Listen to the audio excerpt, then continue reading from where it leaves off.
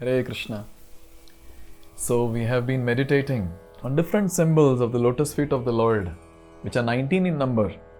And today we're going to meditate understanding the significance of the last symbol, and that is 19th symbol. So this symbol is there at the lotus feet, especially to be very precise, the right foot of the Lord, below the toe, just below the toe or the end of the toe. Now, this symbol is called as barleycorn or Joe. Now this barleycorn, so I'm sure we might have seen barleycorn. So the grains are very, very small. It is described that any devotee meditates on this symbol. So what happens is, he has taken shelter of the Lord, that's what it means. So anyone who has taken shelter of the lotus feet of the Lord, for them, the journey that they have been through, the birth-death journey from many, many lifetimes, all that becomes as small as one grain of the barley corn. How is that? It's so amazing. And also it is described that this barley corn, it represents prosperity. So when we meditate on this barley corn, especially taking shelter of the lotus feet of the Lord, chanting Hare Krishna Mahamantra, so a devotee's life is filled with opulence and prosperity. And even various rituals, these barley corns are used.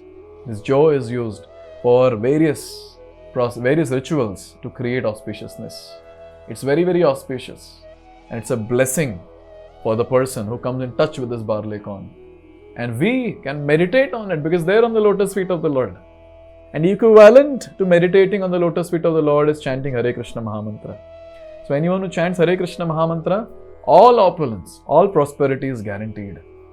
And finally, the third one is, it's a grain that we're talking about. And these grains are nothing but the sustenance of life of all the living entities, especially us as human beings. Similarly, the lotus feet of the Lord are the source of nourishment for us. In fact, I should say the only source of nourishment for us as devotees. Therefore, when we are meditating on the lotus feet or chanting Hare Krishna Mahamantra, we have to understand this one point very clearly, that this is my only source of nourishment. Only source of nourishment. Therefore, today when we are chanting Hare Krishna Mahamantra, let's meditate on this barley corn, the symbol on the right foot. And let's remember the significance that how when we meditate on the barley corn, all prosperity will come. And what is prosperity for us? Advancing in devotional service. And also at the same time, this is very, very important, that particular symbol is nourishment for all of us, or the lotus feet of the Lord is nourishment for all of us. And this is the only source of nourishment.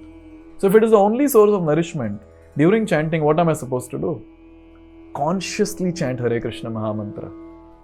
When we consciously chant Hare Krishna Mahamantra, chanting, pronouncing very clearly and hearing very attentively, we will feel that spiritual nourishment and will advance in spiritual life.